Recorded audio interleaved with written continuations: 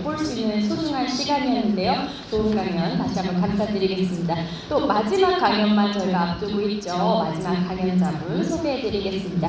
마지막 강연자는 주식회사 스튜디오뷰의 대표이자 패션 소재 실무 교육기관 및 5hours 브랜드 대표님이신 박유미 대표님이십니다. 박유미 대표님은 뷰 컴퍼니에서 수입 원단 에이전트 기획이사로 활동하고 계시고요. 또한 미샤, 오브제, 시슬리 등 국내 대표 여성 패션 브랜드에서 소재실 팀장 및 디렉터를 역임하신 바 있습니다. 풍부한 실무 경험을 바탕으로 현재는 패션 소재 전문 교육과 글로벌 소싱 컨설팅을 진행하며 국내 패션 산업의 경쟁력 강화를 위해 활발히 활동하고 계신데요.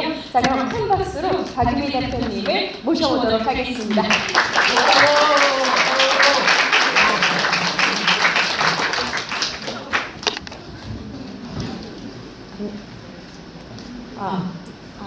안녕하세요. 너무 열화 같은 환호성을 질러주셔가지고 더 기쁩니다.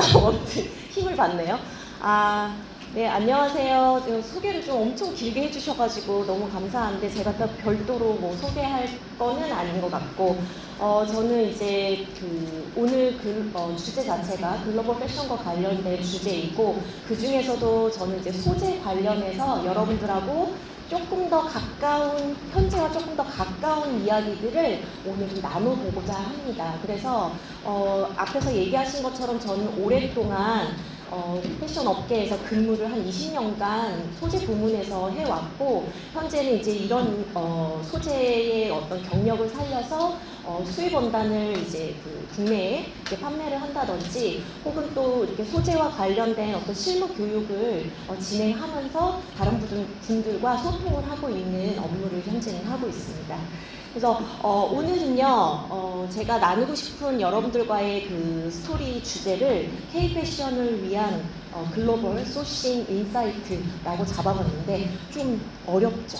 뭔가 되게 대단한 것 같고 어려워 보이지만 사실 그렇지 않고 제가 지금까지 경험했고 그리고 현재의 브랜드들의 상황은 어떠한지를 좀 알려드리는 시간이라고 보시면 될 것 같아요. 왜냐? 여러분들이 앞으로 비즈니스도 하셔야 되고 또 이제 취업도 하셔야 되고 앞으로 미래를 바라보셨을 때 현재의 어떤 지금 상황을 좀 이해하시면 훨씬 더 여러분들이 미래를 뻗어나가시는 데 도움이 되지 않을까라는 생각이 들고 저는 오늘 아침에 사실은 일본에서 왔습니다. 이 강의가 이제 아주 꽤 오래 전에 저하고 이제 약속이 되었던 강의이기도 하고 근데 또 제가 일본에서의 그 비즈니스도 조금 포기할 수가 없어가지고 좀 무리해서 스케줄로 갔다 왔는데 저는 어제 일본에서 열린 도쿄 텍스타일 스코프라고 하는 과거에 재팬 크리에이션이라는 이름으로 텍스타일 전시회가 도쿄에서 가장 크게 열리는 전시회가 있어요. 그래서 저는 그 전시회를 가서 일본 업체들의 다양한 그 소재들을 이제 상담을 하고 미팅하고 돌아왔고요. 그 이야기들도 제가 중간중간에 아마 조금 더 첨부해서 설명을 드려보도록 하겠습니다. 자, 그래서 지금부터 K-패션을 위한 글로벌 소싱 인사이트를 여러분들하고 좀 나누는 시간을 가져보겠습니다.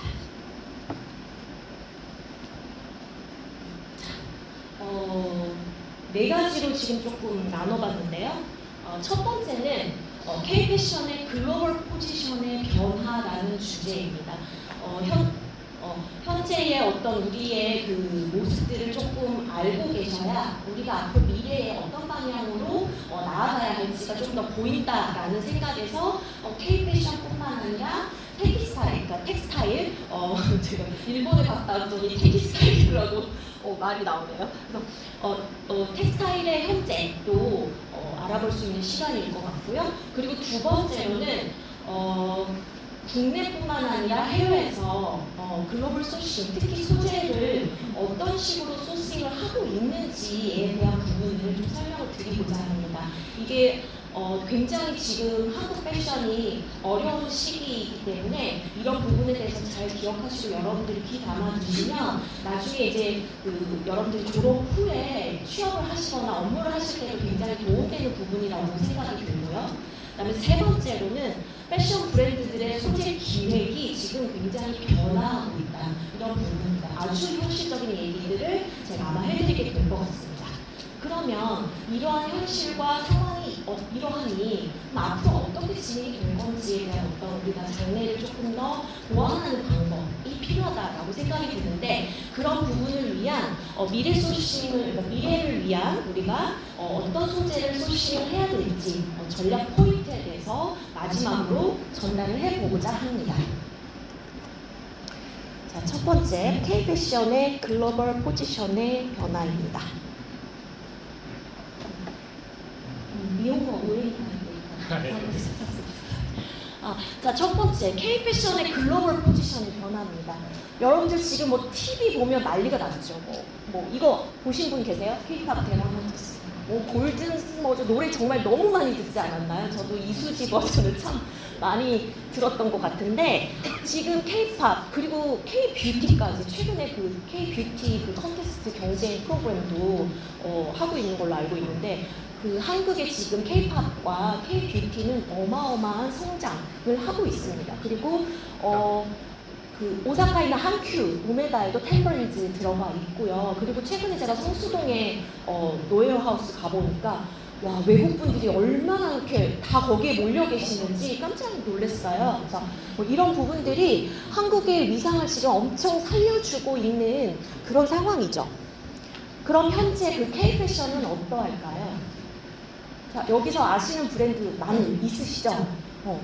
저희 거래처도 있고, 그런데 뭐 마땡킹, 작년에 홍콩 그 플래그십 스토어를 냈고요. 그 다음에 포스트 아카이브 팩션, 파프라고 해서 굉장히 지금 해외에서 인지도가 높은 브랜드, 그 다음에 앤더슨벨, 아더에러, 뭐 너무나 다 알고 계시죠. 아더에러도 오사카에서도 최근에 뭐 팝업 스토어도 하고 굉장히 이렇게 유명해졌죠. 뭐 마르디도 마찬가지예요. 지금 일본에서 무신사와 협업하면서 굉장히 좀 약간 그 업되고 있는 브랜드들인데,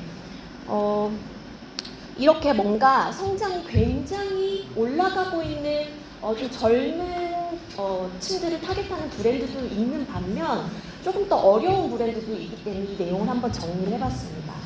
첫 번째로는 성장의 둔화입니다. 저 최근에 좀 안타까운 소식을 들었는데, 한섬에 제가 예전에 모셨던 그 이사님이 계셨었거든요. 근데 최근에 이제 그만두시게 됐다, 이런 얘기를 제가 들었습니다. 정말 오래 일하셨고, 저랑은 구 오브제에서 일했고, 이후에 SK 네트워크스로 합병됐을 때 그 이후까지도 쭉 근무하셨던 분인데, 지금 한국의 패션이 굉장히 어려운 상황이다 보니까 얼마 전에 그만두셨다라는 얘기를 들었어요. 그리고 이렇게 뉴스에 보면은 뭐 한섬 지금 영업이 실적 부진, 뭐 LF, 뭐 지금 뭐 이런 얘기들이 정말 부지기수로 나오고, 코롱에도 제가 옛날에 데리고 있던 동생 이제 럭키쇼트 얘기인데, 보면 그 실제로 희망퇴직일 것 같다라는 좀 이렇게 표면적으로 얘기는 하지 못하지만 그런 뉘앙스도 제가 받았어요. 이처럼 지금 한국 패션 시장이 매우 정체돼 있고 어려운데, 그건 뭐 일본도 마찬가지인 것 같아요. 자, 이렇게 된 그 성장이 둔화된 반면의 브랜드들도 있지만, 앞서서 보셨던 젊은 그 인디 브랜드들이 또 글로벌 영향력이 굉장히 강화되고 있는 부분들도 분명히 있습니다. 자, 그럼 어떻게 성장하고 있느냐? 2번 보시면 디지털 기반의 패션 유통이 대세화되면서 거기에 업어서 간다라는 거죠. 여러분들도 무신사에서 구매 많이 하시잖아요. 무신사 지금 너무 무서운 것 같아요. 뭐 그 유통 소식만 보면 무신사 일본 진출, 뭐 정말 모든 게 다 무신사로 시작해서 무신사로 끝나는 것 같은 그런 느낌이 드는데, 이러한 어떤 그 디지털 기반의 이런 그 플랫폼이라고 하죠. 플랫폼을 기반으로 성장한 브랜드들은 또 엄청나게 성장을 하고 있죠. 마르디도 마찬가지 그런 브랜드 중에 하나였고요. 자, 그 다음에 한국 패션의 또 세 번째 현황. 지속 가능성과 기능성을 융합한 트렌드들도 지금 점점 나타나고 있는 이런 현상을 보여주고 있습니다. 자, 그러면 그 패션과 관련된 한국의 소재는 현재 주소가 어떻게 되는지를 설명을 세 가지로 말씀드려 볼게요. 자, 첫 번째로는 전통 제조 기반이 약화되어 있습니다. 지금 대구는요, 사실 정말 힘들다고 합니다. 월화수목금 5일을 일하지 못하고 주 3일째로 일할 정도로 업무량이 굉장히 떨어져 있다. 이런 얘기를 많이 들었고요. 문을 닫으시는 회사들도 사실은 있을 정도로 한국 소재 기반이 굉장히 흔들리고 있는 부분입니다.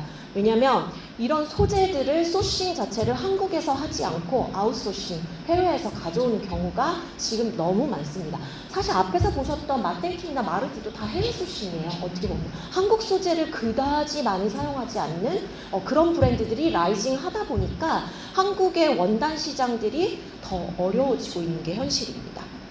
자, 두 번째, 고기능성 소재 중심의 고도화. 이게 조금 더 고질적인 문제인데 여러분들 되게 패셔너블한 원단이나 패셔너블한 옷을 좋아하시죠? 근데 우리나라에서 잘하는 건 사실은 기능성이에요. 뭐 항균, 뭐 이런 거 있잖아요. 뭐 쿨기능, 뭐 이런 거 있죠. 이런 것들이 사실은 우리나라가 좀 더 잘해요. 그러다 보니까 패셔너블한 원단과 거리감이 좀 멀어지고 있는 것이 지금 현재의 한국 원단 시장의 현실입니다. 그래서 우리는 사실은 효성, 뭐 이런 효성 TNC나 뭐 태광 이런 회사들을 알고는 있지만 실질적으로 패션하고는 조금 더 거리가 있는 그런 소재 회사들이 잘 되고 있어요. 그래서 여기서의 약간 괴리감 이런 것들도 좀 있는 것 같습니다. 그리고 세 번째, K-패션과의 직접적인 연결은 좀 미약하다. 그래서 이런 부분들이 사실 그래서 한국 소재로 조금 성공을 해야 그런 성공한 K 브랜드들이 많이 나와야 되는데 이런 부분들이 조금 아직 부족하다라는 부분들이 있습니다. 그래서 나중에도 얘기 드리겠지만 소재 공동 개발이라는 것라든지 이런 부분들을 끊임없이 해 나가야 합니다. 자, 두 번째.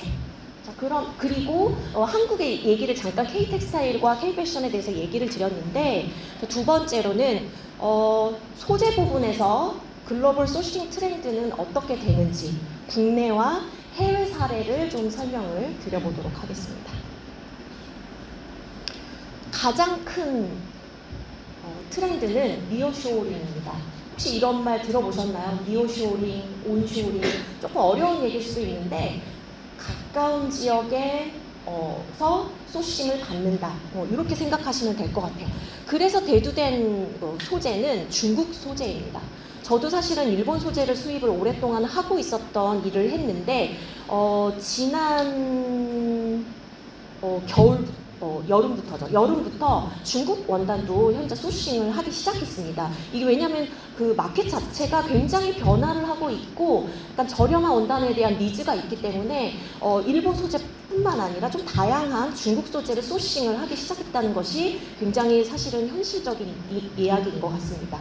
근데 이제 여기서 또 변화한 부분이라면 과거에는 중국 원단을 가지고 중국에서 봉제를 끝내서 한국으로 들여왔는데 지금은 중국의 인건비가 너무 비싸기 때문에 미얀마라든지 인도네시아, 베트남 이런 쪽으로 가서 소잉을 해서 다시 들여오는 조금 이런 시장으로 바뀌었다라고 생각이 듭니다. 이런 부분들이 리스크를 조금 더 많이 가져가고 싶지 않은 기업들의 니즈가 있었던 것 같고 또 서플라이어 체인을 중국으로만 가져갔더니 코로나 때 어떻게 됐어요? 난리가 났죠. 코로나 완전 셧다운되고 그래서 되게 큰 피해를 입었단 말이에요. 그래서 그 외의 지역들에서 조금 더 소싱을 확대화하는 이런 경향들이 보입니다.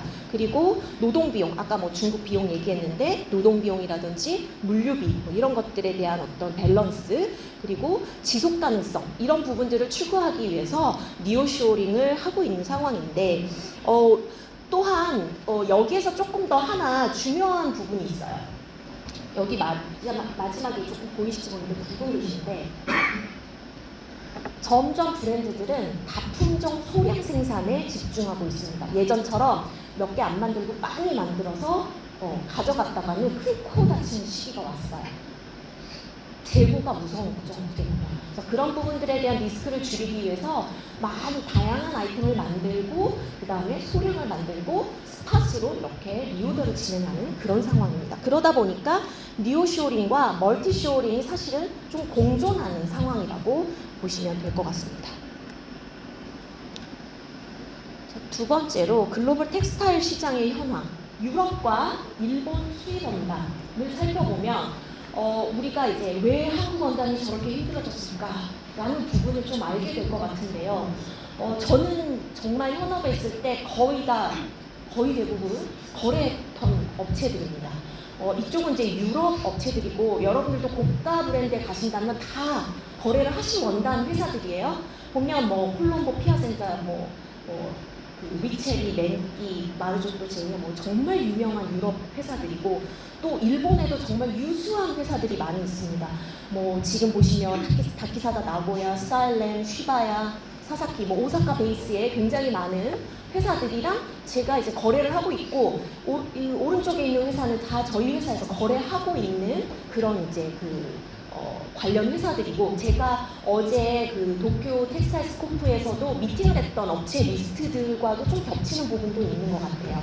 그래서 이런 업체들과 직접적으로 이제 거래를 하는 이유가 사실 한국보다 나은 점이 있어서 이겠죠. 뭐가 낫냐? 기술 투자와 고감도 소재 기획 역량이 굉장히 뛰어납니다. 약간 한국에서 따라하지 못하는 고퀄리티, 그리고 특히나 유럽 같은 경우는 역사가 굉장히 깊어요. 여기 보시면 피아센자 보이십니까? 1733년. 엄청나게 오래된 전통적인 회사들. 물론 근데 일본도 마찬가지예요. 굉장히 히스토리컬한 브랜드들, 어떤 그 브랜드 이미지를 만들어가는 회사들이 한국에 굉장히 많이 소개가 되고 있는데, 이러한 어떤 기반의 그 소재들이 유명해지다 보니까, 그리고 또 고객들과 조금 더 가까워지다 보니까 한국의 원단들이 조금 더 어려워졌지 않나라는 생각이 듭니다. 그리고 또한 최근의 이슈는요, 이러한 그 유명한 그 텍스타일 회사들이 한국의 브랜드들과 직진출을 하고 있습니다. 거의 이제 이런 부분들 때문에 이렇게 직진출하는 이유가 뭘까요? 가격입니다. 가격. 원래 일본은 거래할 때 일본의 상사라고 하거든요. 상사가 에이전트가 있고 한국에 또 저희와 같은 에이전트가 있어서 중간에 에이전트를 끼고 저희가 물건을 받습니다. 근데 지금 이 그 텍스타일 시장이 변하고 있는 게, 이런 그 중간 에이전트를 빼고 쉬퍼나 이런 포워드를 빼고, 쉬퍼를 빼고 한국으로 직진출하는 이슈가 굉장히 좀 많아지고 있는 상황입니다. 자, 그다음 두 번째, 중국으로 가볼까요? 제가 이 사진은 지난 8월에 제가 직접 광저우에 가서 찍었던 사진인데요. 여러분들 그 동대문 원단 시장 가보신 분들 많죠? 많죠? 자, 여기는 광저우의 중따라는 동대문 시장 같은 곳이에요. 근데 사진 보세요, 여러분들. 이거 의류 매장인가요? 너무 럭셔리하지 않아요? 저 깜짝 놀랐습니다. 저도 사실은 한 8, 9년 전에 중따를 가보고 너무 오랜만에 갔었어요. 올 여름에. 근데 이렇게 멋있게 매장들을 해놓으니 사실은 한국 그 브랜드들이 직접 와가지고 원단을 안 살 수가 없는 그런 어떤 그 인테리어더라고요. 굉장히 멋있고, 이건 대표적으로 그냥 제가 한 매장을 한 거지만 중국 시장 지금 굉장히 무서워졌습니다.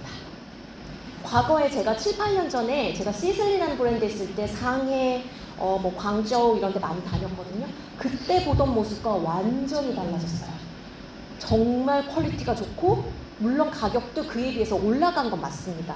그렇지만 다양성 부분에서 한국 시장에서 다루지 못한 다양한 원단들을 자본으로 밀어넣어요.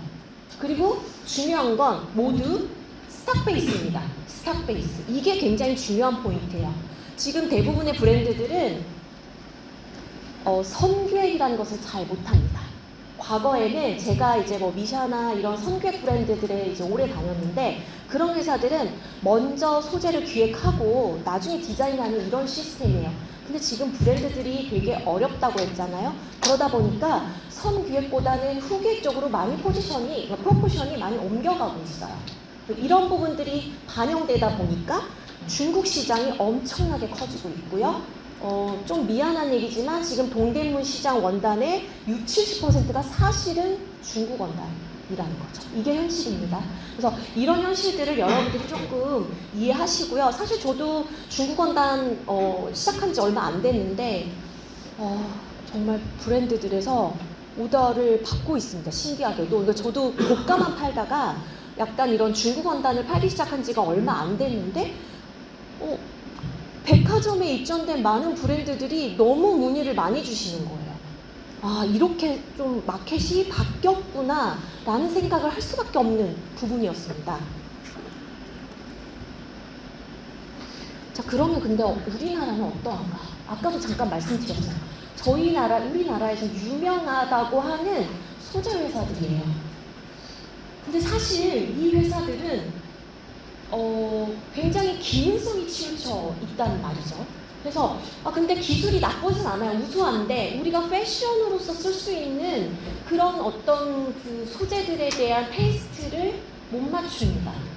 그래서 되게 거리감이 너무 높아요. 저도 막상 폴베 서울이나 이런 전시회를 가보면 이런 되게 유명한 기업들이 많거든요.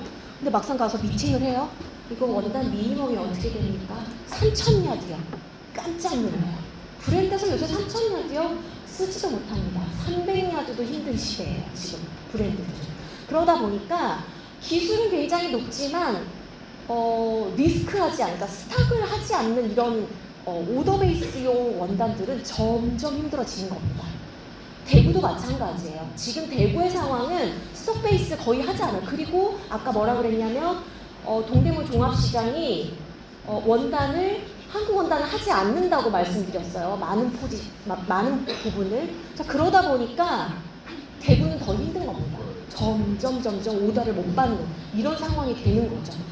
그래서 굉장히 한국의 지금 원단 시장이 매우 어렵습니다. 그러다 보니까 한국만의 강점 그리고 시장의 공백을 살리는 전략이 적극적으로 사실 필요하다라는 상황입니다. 자, 지금 한국의 원단 시장, 그 다음에 글로벌 소재 회사들의 트렌드 이런 걸 좀 설명을 드렸는데, 그럼 정작 한국의 브랜드들은 어떤 운영을 지금 하고 있는지 좀 궁금하실 거예요. 그래서 이런 부분을 제가 3가지로 좀 설명을 드릴 건데, 패션 브랜드들이 지금 소재 기획 방향이 바뀌고 있고 그러한 배경이 무엇인가에 대해서 좀 설명을 해볼게요. 아까 잠깐 설명드렸는데 선기획 비중이 좀 축소됐다라고 했어요. 아직 선기획 후기에 잘 모르시는 분들이 있는데 그냥 쉽게 생각하면 고가의 브랜드들은 남들이 그 원단을 쓰지 못하게 하기 위해서 먼저 선점하고 선 오더를 해서 원단을 확보합니다. 이게 바로 선기획. 이걸 잘하는 브랜드들은 옷을 예쁜 원단, 멋있는 원단으로 옷을 만들어서 매장에 빨리 꺼내요. 그럼 다른 브랜드들은 디자인은 카피하지만 원단 카피하는데 수개월 걸려요. 그래서 이런 그 선두 브랜드들은 이런 원단 독점을 통해서 고가 시장을 장악하고 있어요. 그런데 지금 문제는 한국 시장이 되게 어려워지다 보니까 선기획률이 점점 줄어든다는 거예요. 이게 굉장히 지금 현실입니다. 근데 우리나라만 그러느냐? 그게 아니에요. 그러니까 자라나 H&M도 마찬가지입니다. 고객 분석을 리뷰해서 응대해서 리오도 하고 있고요. 제가 들어보니까 유니클로도 그렇다고 해요. 과거에 이제 유니클로 벤더 하셨던 분들의 얘기는 한 번에 오더를 쭉 밀고 그걸로 이제 그 다음 시즌 오더를 밀고 이렇게 진행을 하는데 지금은 그렇게 진행을 못한다. 왜냐, 너무나 상황이 불안정하고 경기가 좋지 않기 때문에 어느 정도 양을 좀 줄여서 오더를 하고 그 이후에 추가 오더를 진행한 리오더 방식으로 진행하고 있다라는 것이 어떻게 보면 전 세계적인 지금 브랜드들의 방향인 것 같아요. 자, 2번째, 이거는 미포메이션이라는 그냥 브랜드 사례인데 이거는 이제 서스테이너블 브랜드거든요. 지금 지속 가능성에 대한 얘기가 굉장히 많이 대두되고 있죠. 그러다 보니까 스톡 원단에 대한 그 니즈가 굉장히 많은 편입니다. 그러니 저도 최근에 들었어요. 막 한성이나 이런 데서도 원단 추가 오더 하지 마. 이제 좀 있는 거 쓰고 좀 이런 식으로 운영을 해. 그러니까 그 새로운 원단을 발주하는 거에 대한 부담감이 굉장히 많이 늘었는데 이게 작은 회사들의 만의 문제가 아니라 큰 회사들도 지금 이러고 있다는 거예요. 얼마나 힘든 상황이라는 거 좀 이해되시죠? 그래서 심지어 새로운 컬렉션을 출시하는 것도 아주 짧게 출시하는 거예요. 아까 유니클로처럼. 그러니까 원래는 시즌 기획을 해요. SS 한 번, FW 한 번. 이렇게 해서 두 번의 큰 그룹으로 했었던 그 시즌 기획을 스팟처럼 진행한다는 거죠. 자, 스팟으로 진행하면 누가 제일 힘들까요? 네, 디자이너들 죽어나옵니다. 오브제 때 해보셨잖아요. 아, 진짜 허 교수님이 아시는데 오브제 때 주별 출고하다가 정말 이렇게 정말 고혈압이 오를 것 같은 그런 상황이 다시 돌아오고 있다. 왜냐하면 안정적인 지금 기반의 패션 시장이 아니다 보니까 그래서 이런 부분들도 있기 때문에 재고원단에 대한 어떤 니즈를 조금 더 많이 가져가고 있다라고 얘기를 할 수가 있겠습니다. 자, 그 다음에 세 번째, 아소스나 잘란도 같은 이제 플랫폼이나 유럽 브랜드인데요. 이런 브랜드들도 또한 소재 선계획을 줄이고 리뷰를 통해서 판매 데이터를 분석한대요. 제가 최근에 이제 프리뷰인 서울에서 이제 강연을 했었는데 그때 같이 하셨던 모 그룹 대표님이 계셨어요. 모 쇼핑몰 대표님이 계셨는데 그분 얘기도 똑같더라고요. 굉장히 큰 쇼핑몰인데요. 소비자 리뷰를 보고 리오더를 할지 말지를 정한다고 합니다. 그 리뷰가 굉장히 중요하다라는 거. 근데 저도 마찬가지예요. 저도 지금 브랜드를 하나 운영을 하고 있는 4년차 디렉팅을 하고 있는데 소비자의 리뷰를 보고 그 반응 생산을 하게 되는 시점이 지금 와 있습니다. 그래서 과거처럼 매니저들의 얘기를 듣고 혹은 내부의 어떤 그런 결과치를 가지고 그것만 가지고 리오더를 하는 시절은 이미 갔다라는 거죠. 이런 현상으로 특히 온라인 기반의 브랜드들이 많아지다 보니까 이런 현상들이 현재 나타나고 있다. 자, 그 다음에 네 번째, 되게 아실만한 하이엔드 브랜드들이죠. 메종 마르지엘라, 그 다음에 아크네 스튜디오, 가니, 이런 하이엔드 브랜드들도 과거에는 고유 소재 개발을 정말 많이 했어요. 특히 발렌시아가나 이런 매장 가보면 와, 이번 시즌 정말 소재로 정말 끝을 봤구나, 약간 이런 진짜 감동이 밀려오는 그런 순간들을 많이 경험했었는데 지금은 그런 이제 뭔가 자체 개발하는, 먼저 개발하는 이런 것들이 좀 많이 줄어들었다라고 얘기를 할 수가 있겠습니다. 그래서 스스로 브랜드에서 이것 좀 개발해 주세요 원단 회사에다가 요청하기보다는 공동협업, 왜냐면 개발도 비용이 들어가고 리스크가 있는 부분이다 보니까 그런 부분에 대한 어떤 서로의 리스크를 줄이고자 이렇게 공동 개발을 하는 비중이 커졌다라고 얘기를 할 수가 있겠습니다. 자, 그럼 왜 이렇게 됐는지, 왜 소재 선계획을 못하는데, 너무 궁금하실 것 같아요. 자, 첫 번째, 트렌드 사이클이 너무 빨라졌어요. 특히 여러분들도 MG에 소속돼 있으신 분들인데 정말 그들의 실시간 피드백과 이런 그 트렌드 변화를 저도 좀 쫓아가기 힘들어요. 그래서 이런 부분들이 사실 생산 리드 타임을 매우 짧게 만들었습니다. 엄청 유행이 빠른 거죠. 빠른 유행 때문에 과감한 선기획을 하기가 힘들어졌어요. 너무 어려워졌죠. 그러다 보니까 선기획을 못하면 브랜드들은 불안해요. 안정적인 생산을 하기가 또 어렵고 완성도 부분에 있어서도 굉장히 좀 완성도가 떨어질 수밖에 없는 부분이 있지만 그럼에도 불구하고 리스크를 줄이고자 이렇게 선기획을 좀 줄이고 있는 겁니다. 두 번째가 연결되는 건데 선기획하려면 어떻게 되는 거, 원단을 먼저 사야 되죠. 돈을 줘야 되고 이런 부분이 있다 보니까 자금이 빨리빨리 돌지가 못해요. 그래서 어딘가에 자금을 묶어놔야 되는데 제가 과거에 미샤나 이런 브랜드에서 근무를 했을 때는 시즌에 가장 빠른 원단 기획을 언제 했냐? 딱 1년 전에 했습니다. 1년 전에. 1년 전부터 원단 발주를 시작했어요. 근데 지금은요, 그렇지 못해요. 3, 4개월 때 발주하는 원단들도 상당히 많이 늘어났다는 거죠. 이런 것들이 높은 재고 리스크를 가져가는 것들을 줄이기 위한 노력이라는 겁니다. 제가 사실 미샤에 있었을 때 원단 재고율이 어마어마하게 안 좋았어요.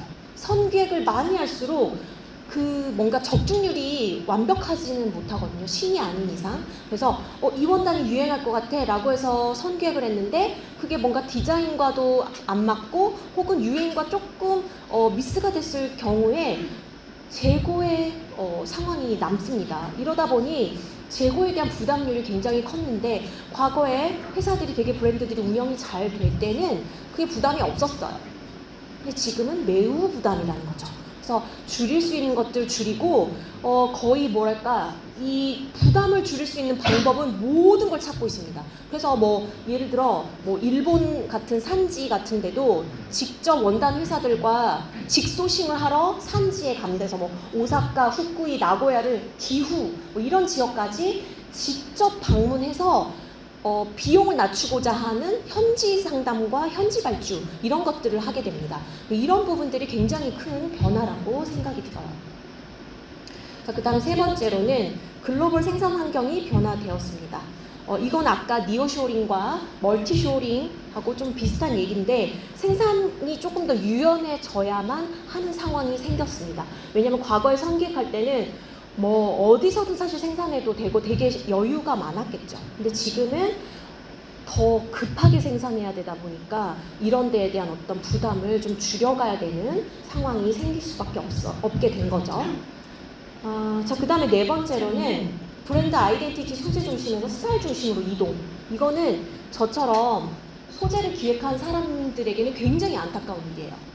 왜냐면 여러분들 이제 아직 뭐 여기까지는 모르실 수 있는데 대부분의 브랜드들 중에 조금 파워가 있는 브랜드들은 소재를 먼저 기획해 놓고 소재판을 이렇게 깔아 놓으면 디자이너들이 스타일 디자이너들이 그 소재를 보고 디자인을 하는 구조입니다. 근데 그렇기 때문에 브랜드 아이덴티티가 매우 높았어요.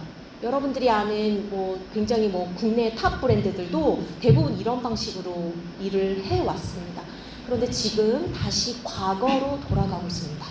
왜냐하면 소재를 먼저 선발주가 할 수 없기 때문에 스타일 디자이너들이 조금 더 디자인하고 그 이후에 소재를 소싱해야만 하는 이런 되게 안타까운 상황이 생긴 거죠. 이렇게 되면 물론 돈에 대한 리스크는 줄겠지만 뭐가 사라지냐면 브랜드의 컨셉, 브랜드의 아이덴티티 사라질 수밖에 없다라는 거죠. 왜냐하면 소재를 먼저 선점을 해놔야 누구도 따라할 수 없는 옷이 만들어지는 건데 누구도 쓸 수 있는 소재를 쓰게 되면 여기서 경쟁력이 확 떨어진다라는 거죠. 자, 두 번째. 여기 뭐 되게 아시는 브랜드, 여러분들 좋아하는 브랜드들 있죠? 세터 뭐 이런 브랜드들 좋아하시죠? 자, 이런 브랜드들이 스타 원단을 좋아하게 돼버렸습니다. 자, 이 앞에서 설명한 거랑 좀 연결돼요. 선계획을 안 하다 보니까 스타 원단에서 좋은 걸 찾을 수밖에 없죠. 그래서 좋은 소재, 그러니까 뭐랄까 경쟁력이 있는 소재를 이제 현물로 갖고 있는 스탁 베이스에서 찾아내야 되는 이런 상황으로 바뀌게 됩니다. 왜냐하면 MOQ, 최소 수량을 맞추지 못하는 브랜드들이 너무 많아요. 진짜 놀랍습니다. 과거에 굉장히 잘 나갔던 브랜드들이 백화점에 있는 브랜드인데 이런 거 얘기해도 되는지 모르겠네요. 뭐 나이스클럽 이런 브랜드들이 50장씩 만든다. 이런 정말 그 놀라운 현실이거든요. 이만큼 첫 오다, 1차 오다에 대한 부담이 너무 크기 때문에 물량을 엄청 줄이고 그리고 나서 리오더, 터지는 아이템만 리오더를 하는 이런 상황입니다. 그러다 보니까 스탁 베이스 원단들의 활용도가 매우 증가했어요. 그래서 저도 물론 일본 베이스의 스탁 회사들을 많이 거래를 하고 있지만 중국 베이스까지도 섭렵을 하게 된 이유가 이런 니즈, 브랜드들의 니즈가 엄청나게 커졌기 때문이라고 설명을 드릴 수가 있겠습니다. 이런 상황이다 보니까 브랜드들도 고민이고 원단 회사들도 참 고민이거든요. 우리가 어떻게 해야 될지 뭔가 미래를 바라보는 전략이 있어야 되겠죠. 그래서 그런 부분에 대해서 제가 4가지로 설명을 드려보도록 하겠습니다. 첫 번째, 브랜드의 소재 차별화를 위해서 프론트엔드 공동 협력을 해야 된다라는 겁니다. 자, 아까 하이엔드 브랜드들이 자체 개발을 하기가 어려워졌다라고 설명을 드렸는데 그렇다고 소재 개발 안 할 수는 없잖아요. 그 하이엔드들은 어떻게 먹고 삽니까? 그 정말 그 브랜드들의 고유의 독특한 어떤 그 컨셉과 그런 것들을 또 살려야 되죠. 그러다 보니까 이제는 이런 방식으로 하는 것을 추천을 드리는데 소재를 단독 브랜드에서 개발하기보다는 소재 회사와 브랜드들 간에 공동 협업을 해서 결과를 만들어내는 것을 추천을 합니다. 그래서 브랜드는 니즈는 소재 차별화를, 브랜드 차별화를 가져가야 되는 부분을 실현을 해야 되고요. 또 소재 생산자도 자체 개발하기 너무 힘들어요. 왜냐하면 한국의 많은 소재 회사들은 기획 능력이 매우 떨어집니다. 공장 사장님들하고 대화를 하면 답답해요. 너무 만드는 것만 집중하세요. 트렌드를 모르세요. 그러니까 이런 R&D 팀이 없다 보니까 굉장히 소재 개발도 어렵게 하시고 엉뚱하게 하세요. 그런 부분을 회사와, 그러니까 브랜드와 원단 회사, 서플라이어가 같이 공유하고 협업을 해서 결과를 만들면 훨씬 거기서 시너지가 나타날 수 있다는 부분입니다. 그래서 원단 회사들은 단순한 오더를 받고 납품하는 납품자가 아니고요. 공동 기획자로서의 어떤 모델을 만들어내야 된다라고 얘기를 할 수가 있겠습니다. 자, 그런 공동 협업을 하게 되면 뭐가 좋으냐? 자, 브랜드 아이덴티티를 살릴 수 있겠죠. 브랜드들은 무조건 브랜드 자체의 아이덴티티를 유지를 해야 되고 거기를 그 부분을 통해서 뭔가 무드라든지 감성을 소비자들에게 전달을 해야 됩니다. 그래야 차별화가 일어나거든요. 이런 부분을 정밀하게 표현을 하기 위해서 프론트엔드 공동 협업을 해야 됩니다. 자, 그 다음에 두 번째는 우리나라가 뭘 잘한다냐면 아까 기능성을 잘한다고 했어요. 근데 뭐가 부족해서 패션이 어렵냐면 감성이 없어요. 감성. 공장 사장님들하고 얘기하면 이거 이런 느낌으로 좀 개발을 해주세요. 그러면 이거는 몇 수 몇 합이고 뭐 나일론 뭐로 들어가서 뭐 이렇게 몇 꼬인이고 뭐 이런 식으로만 접근을 하니까 대화가 안 됩니다. 이런 부분을 더 적극적으로 협업을 해야 우리는 우리나라의 그런 K 텍스타일도 살아나고 K 패션도 훨씬 더 돋보일 수 있다라는 거죠. 그래서 이런 것들을 통해서 기능성과 감성을 같이 동시에 설계를 해야 됩니다. 그러면서 이걸 통해서 기획부터 생산, 마케팅까지 서사가 있어야 돼요. 서사. 우리나라는 서사가 없어요. 아까 유럽의 유명한 피아센자나 리체리, 일본의 그 슈바야나 되게 유명한 회사들은 전통도 오래돼 있지만 서사가 있어요. 스토리. 요즘 MZ들은 다 스토리인데 이게 빠져있는 게 우리나라의 K-텍스타일의 현실인 것 같습니다. 그래서 이런 부분들을 소비자에게 직접 전달할 수 있는 루트를 만들어줘야 해요. 자, 네 번째, 트렌드 대응 속도를 향상시키고 리드 타임을 단축할 수 있습니다. 브랜드들과 소통을 많이 하게 되니까 트렌드에 대해서 귀에 듣는 일들이 많겠죠. 그러다 보니 자체적으로 R&D 팀이 없는 한국의 K-텍스타일의 공장 사장님들이 조금 더 디벨롭이 될 수 있는 상황이 될 수 있다는 거예요. 그리고 마지막 다섯 번째는 독점성과 우선권 확보. 이거는 너무 중요합니다. 선기획은 못하지만 브랜드들과 공장과의 이런 생산업체들과의 협업을 통해서 독보적인 우선권, 원단 독점력, 익스클루시브니스를 획득할 수 있다라고 생각이 듭니다. 이런 사례들을 간단하게 좀 설명드릴게요. 파타고니아에서 율렉스라는 소재업체와 프론트엔드 협업했던 사례입니다. 파타고니아는 너무 여러분들 잘 아시겠지만 플리스를 많이 사용하고 있죠. 그리고 이제 네오플랜이라든지 이런 소재들을 많이 사용하고 있는데 이거를 천연고무 기반의 율렉스라는 웨스트를 사용해서 공동 협업을 해서 원단 개발을 했고요. 이런 것들로 인해서 스토리텔링을 하고 고객들까지의 이런 그 루트를 설명을 해서 굉장히 반응이 좋았다라는 결론입니다. 그래서 이런 그 원단 회사와 그 브랜드들과의 협업의 한 사례라고 설명을 드릴 수 있고, 또한 이 소재 자체가 친환경 가치에서 나온 소재거든요. 파타고니아는 또 서스테이너블 브랜드로도 굉장히 유명하고요.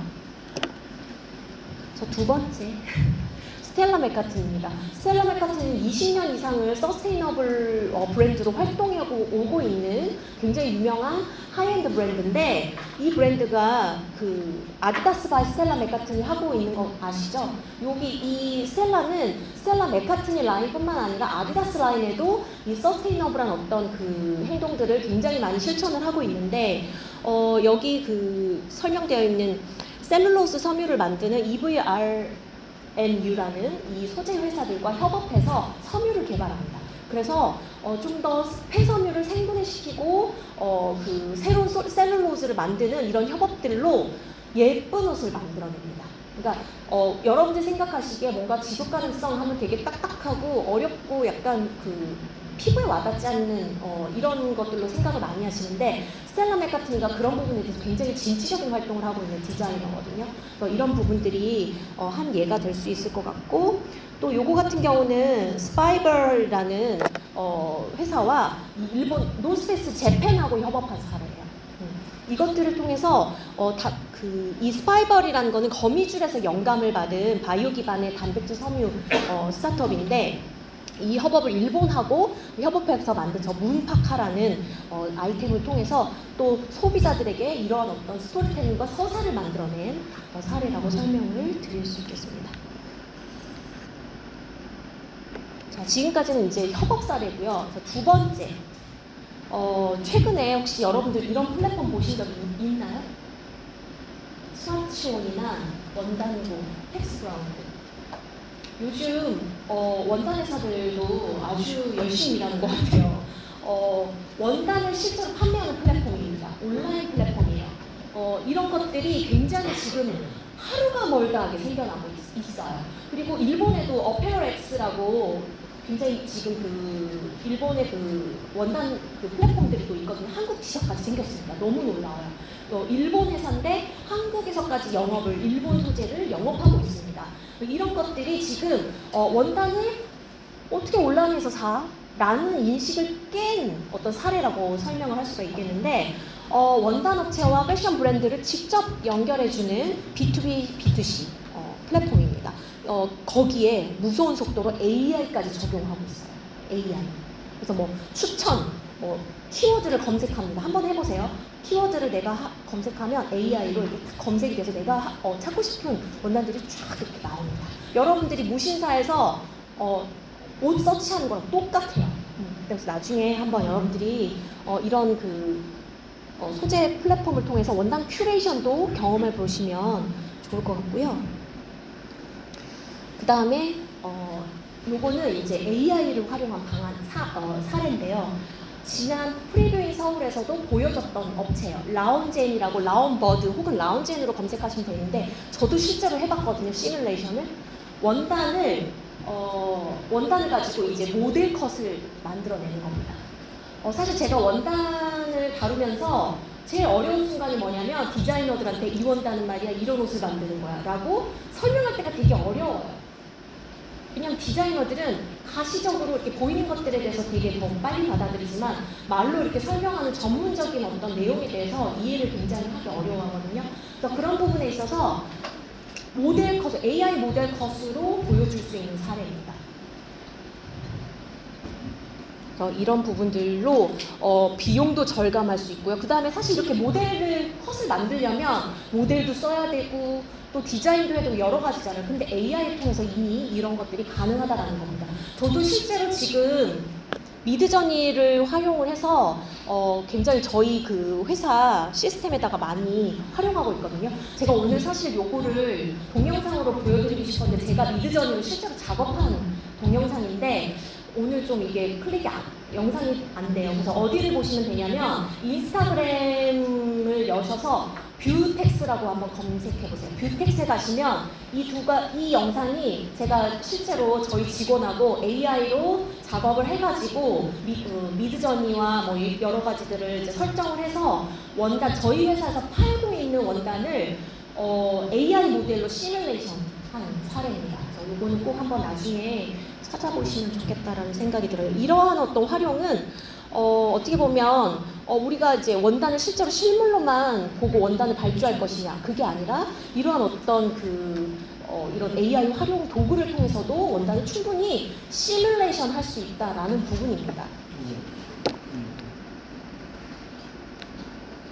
자, 그리고 세 번째로는 스마트 텍스타일과 리사이클 텍스타일의 브랜딩인데 이거는 뭐 아직 우리 한국 시장이 조금 먼 얘기처럼 느껴질 수도 있겠지만 해외에서는 지속 가능성에 대해서 굉장히 많은 언급을 하고 있잖아요. 그래서 그런 부분에 있어서 브랜딩을 하라는 겁니다. 소재 브랜딩인데 지속 가능성을 띈 소재들을 브랜딩해서 이거를 서사를 만들어야 된다. 이런 얘기입니다. 그래서 라인루트라는 어떤 친환경 회사와 이제 텍스닉이라는 어떤 원단을 만들어서 또 오른쪽에 보시면 작가, 아티스트랑도 콜라보레이션을 해서 원단을 작품화를 만들었어요. 꼭 옷으로만이 아니라 이런 사례들도 있기 때문에 이런 어떤 브랜딩 효과도 굉장히 사실은 이런 K-텍스타일을 또 살릴 수 있는 상황이라고 설명을 드릴 수 있겠고요. 마지막이 될 것 같은데 자, 네 번째로는 브랜드와 원단회사와의 근접 협업 방법을 지속적으로 모색을 해야 합니다. 브랜드들은 브랜드들이고 또 원단회사들도 지금 굉장히 많은 노력을 하고 있는데 여기 보시는 사진은 혹시 동대문 시장에 AM 컴퍼니 들어보신 분 계세요? AM 저지집인데 AM 컴퍼니? 되게 지금 동대문 시장에서 저지 베이스에서는 굉장히 유명한 회사인데요. 이 회사에서는 웨비나를 열고 있습니다. 혹시 들어보셨어요? 웨비나. 그러니까 웹으로 세미나를, 트렌드 세미나를 지속적으로 해줍니다. 그래서 여러분들이 접하기 어려운 정보들을 그냥 유튜브에서 여러분들이 세미나를 들으시고 고객과 원단 회사가 직접 소통할 수 있는 이런 이미 상황이라는 거죠. 그래서 여러분들도 이제 앞으로는 디자이너도 되실 거고 또 비즈니스도 하실 거고 굉장히 많은 영역에서 활동을 하실 텐데 이런 어떤 그 브랜드 상황들과 그 다음에 원단 회사들이 이렇게 많이 바뀌고 있다라는 어떤 현실을 조금 아시면 여러분들이 패션 앞으로 하시는데 굉장히 조금 더 도움이 되지 않을까라는 생각을 해봅니다. 그래서 지금 현재 상황은 원단 회사들이 브랜드와 직접 만나는 구조로 굉장히 많이 바뀌고 있다. 그래서 B2B나 B2C 뭐 이런 것들이 이제 사실은 저처럼 컨버터를 하고 있는 회사 입장에서 사실 무서운 얘기예요. 하지만 시장은 바뀌어가고 있다라는 거죠. 그렇기 때문에 이런 원단 회사들도 점점 이런 AI를 활용한 플랫폼을 좀 더 이용을 해야 되고 고객들과 직접 소통할 수 있는 이런 웨비나도 열고 있는 상황이라는 거죠.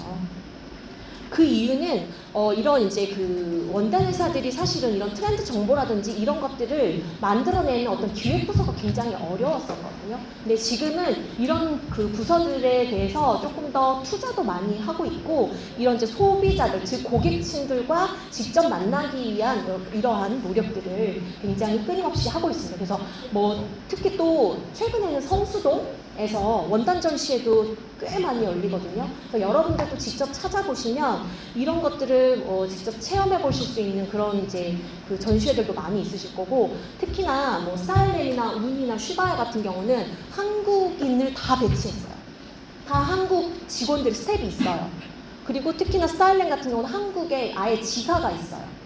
이렇다 보니까 우리가 이제 과거처럼 일본에 있는 원단을 컨버터나 에이전트를 통해서 거래를 하는 방식이 아닌 직접 거래를 하는 이런 형식으로 많이 바뀌어갈 것이다. 이런 부분들. 그래서 여러분들도 이런 상황을 좀 잘 캐치하시고 앞으로 비즈니스나 취업이나 뭐 이런 어떤 업무를 하실 때 좀 도움이 되셨으면 좋겠습니다. 네, 제가 지금 준비한 내용은 여기까지고요. 혹시 조금 이해가 어렵진 않으셨나요? 괜찮으셨나요? 네. 저는 이제 방금 설명드린 것처럼 원단과 관련된 일들을 하고 있습니다. 그래서 혹시나 여러분들이 앞으로 뭐 일을 하시거나 혹은 앞으로 뭐 비즈니스를 하시는데 혹시 필요한 부분이 있으시다면 뭐 인스타그램을 통해서 DM 주셔도 제가 직접 소통하고 있고요. 또한 이제 제가 소재와 관련된 교육도 진행하고 있고 소재 디자이너들 좀 많이 배출도 하고 있거든요. 그래서 그런 부분에 있어서 여러분들이 소재 관련 궁금한 점이 있으시다면 언제든지 연락 주시면 제가 대응해 드리도록 하겠습니다. 그래서 앞으로 조금 잘 지켜봐 주시고 그리고 이번 기회를 통해서 이렇게 좋은 자리를 마련해 주셔가지고 여러분들하고 소통할 수 있는 기회를 마련해 주셔서 너무 감사합니다. 네, 여기까지 하겠습니다.